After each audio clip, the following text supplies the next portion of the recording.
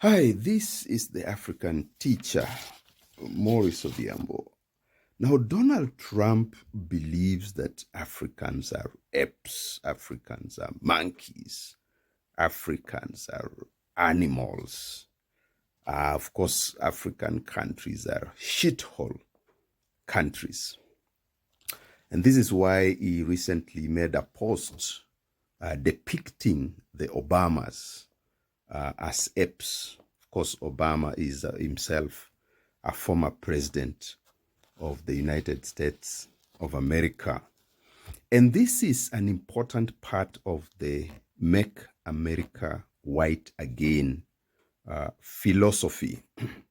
So I disagree with those who are saying that Donald Trump made a mistake. It was not a mistake. It was a calculated move to bolster his standing within the MAGA crowd, the Make America White Again crowd, because this is what Trump's presidency is all about. In Trump's first term as president, he called Africans shithole countries. And this essentially ignores the history of exploitation of African countries through slavery, through colonialism, through neocolonialism, and the suffering that the African people have gone through. America itself has a huge population of black people. These are descendants of slaves who helped to build not only the American empire, but also European economies and other so-called developed nations. And of course, don't forget that in his security strategy released last year, 2025, he warned the Europeans on what he called civilizational erasure. And what he meant essentially is that the Europeans have become less white. They have moved away from whiteness. And whiteness, of course, in this case, depicts power. So the less white you are, the less powerful you are. And he has even called them out, and he seems to be saying that because they're becoming less white, therefore they will be less credible as allies of the United States of America, and essentially using that to pivot away from the NATO alliance. So the posting of the Obamas as apes on the part of Donald Trump was not a mistake. It was intentional. There are those who say it might cost the Republicans the midterm elections, but they are missing the point. Donald Trump believes that he can only reawaken the crazy MAGA crowds through this kind of communication.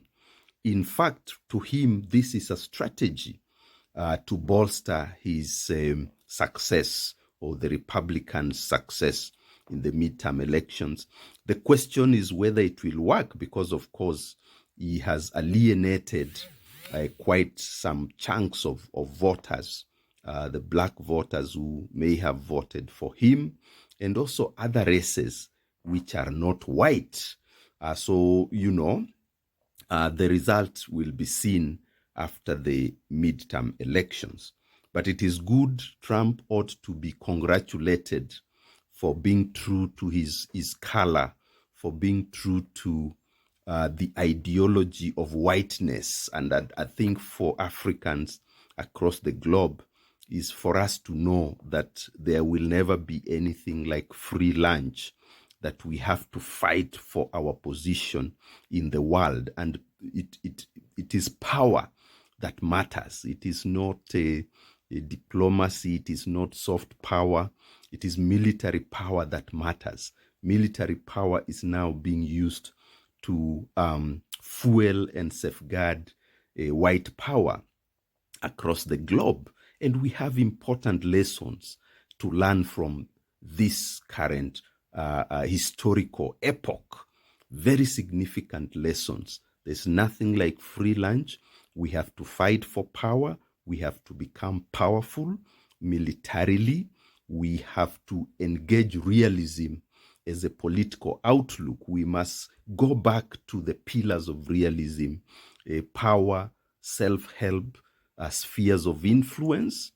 We must understand that in terms of analyzing the structure of power, realism is always at the top, even if you're going to engage in diplomacy. But diplomacy is also bolstered by power. That is what we know in international relations. This is what we teach in our international relations classes. So let this be an important lesson to African people. Let's not waste this significant lesson in understanding whiteness and understanding blackness and understanding that the difference is power and nothing else.